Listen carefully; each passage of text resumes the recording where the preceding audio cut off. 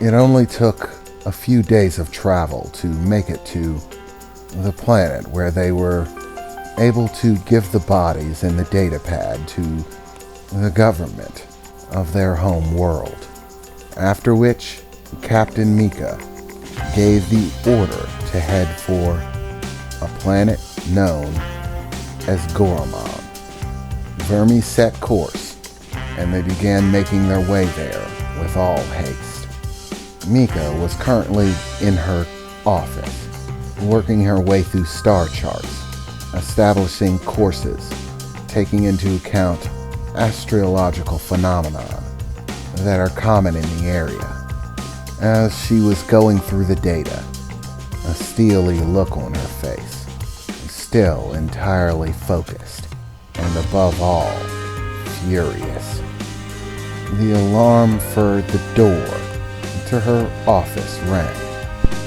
"Yes, come in," Mika said, looking towards the doors as they opened, and Obadal entered, Chief of Security.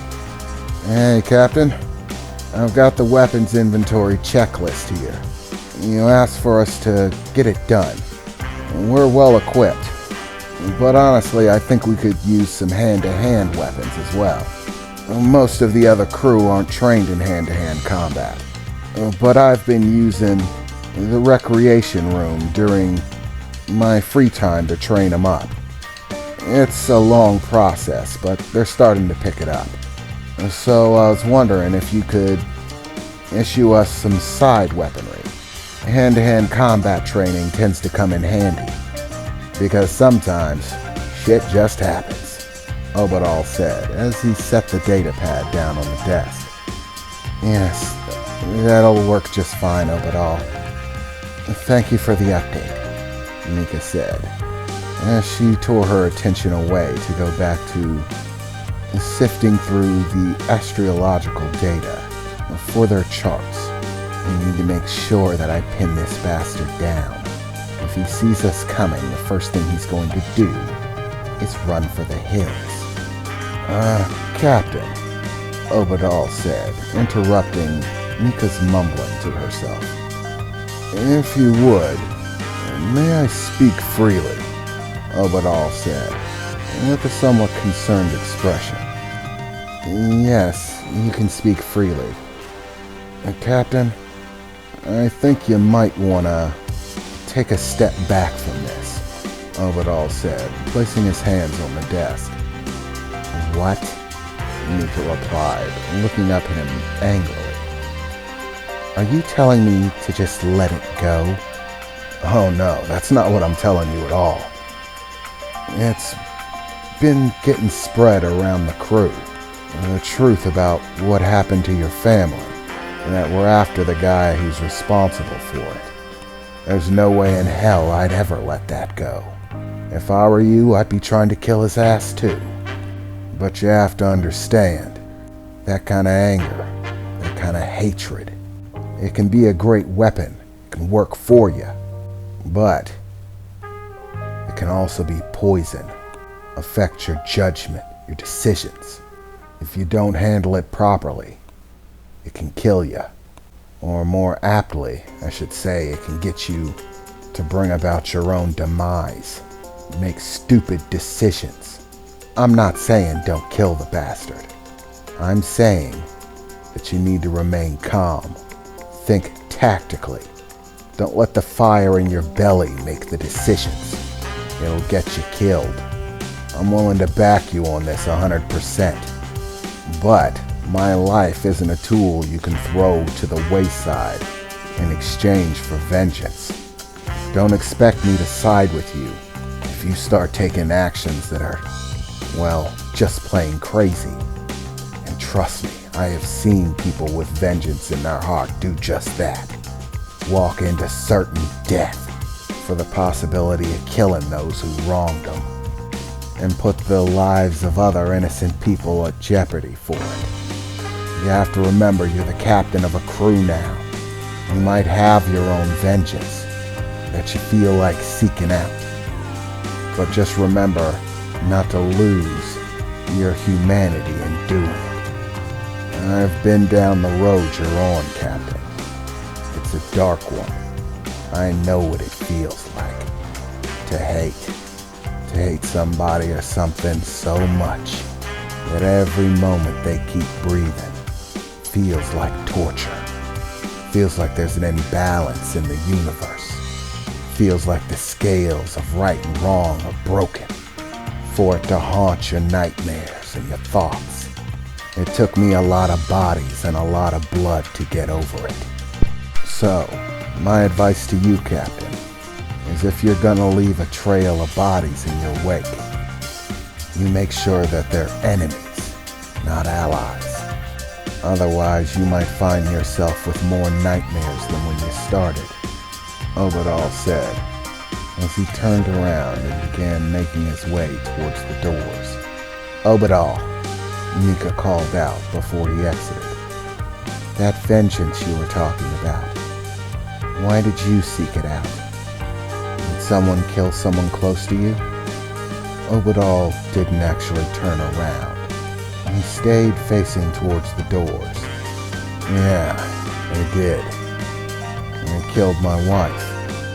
I spent a long time hunting them after that. And in the end, I finally got my vengeance. Only now, I have to deal with all the people I sacrificed on the way. Because now, it's their faces that haunt me at night. I'm just trying to make sure you don't make the same mistakes I did, Obadal said, as he looked over his shoulder just a bit.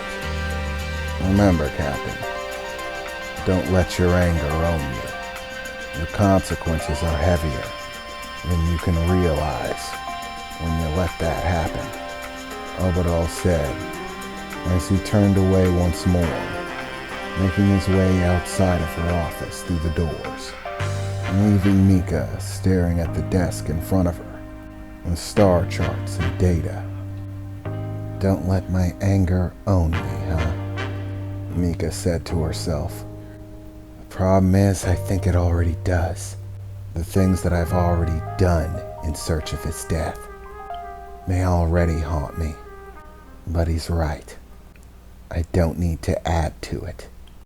I have far more at my disposal than I did when I initially began the trek of vengeance. This time I'm not going in alone. I have allies and resources that he has no idea about. This time I'll kill him, for sure. And I'm not going to sacrifice anyone. That's not who I am. I won't let it be. And don't forget, you're not doing this alone, Mika, she heard a voice announce from nearby.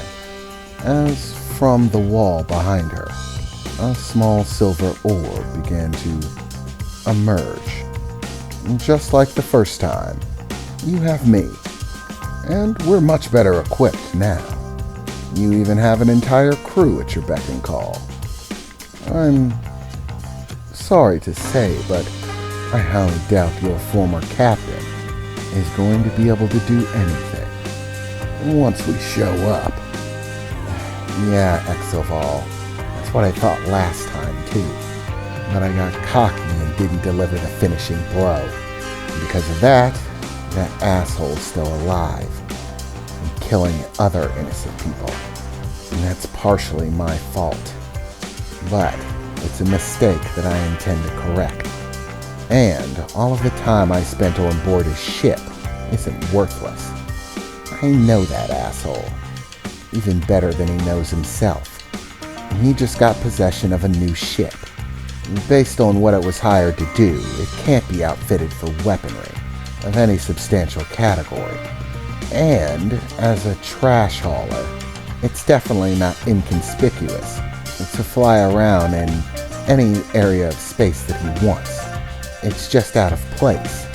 So he's going to need a new ship and a new crew to go along with it. Which is why I've set our next destination. It's a pirate world, overrun with a tedium of criminals that travel there in secret constantly. A world where even the most disgusting and disreputable of individuals are welcomed with open arms, so long as they have coin.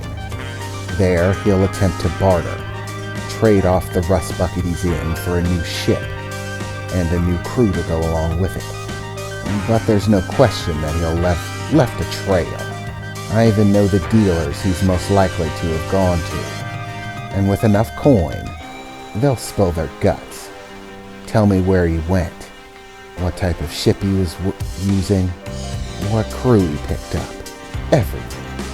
If that asshole thinks he can run from me now, he's sorely mistaken, Mika said, getting up from her desk and beginning to walk towards the doors.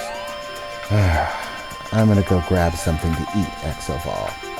I need to keep my strength up. But be ready. When we arrive at the next world, conflict is entirely possible. It is a pirate world after all, Mika said, as she turned away, exiting the doors and going to get some lunch.